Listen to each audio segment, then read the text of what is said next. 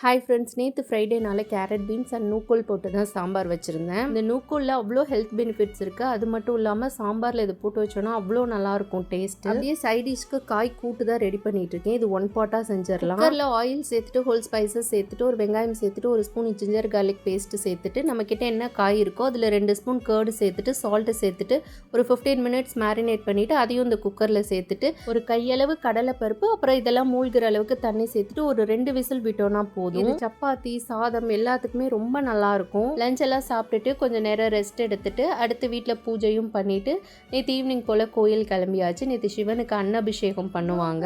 கோவிலையே சாமிலாம் கும்பிட்டு பூஜைலாம் பார்த்து முடிச்சதுக்கு அப்புறமா வீட்டுக்கு வந்தாச்சு. டின்னருக்கு ஆப்பமும் தேங்காய் பால் தான்.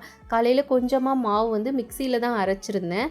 ரொம்ப நல்லா வந்துருந்துச்சு. அது கூட திக்கான தேங்காய் பாலும் வச்சு டின்னர் ஃபினிஷ் பண்ணியாச்சு. ஆப்பமும் தேங்காய் பாலும் பேபியும் ரொம்ப லைக் பண்ணி சாப்பிட்டா.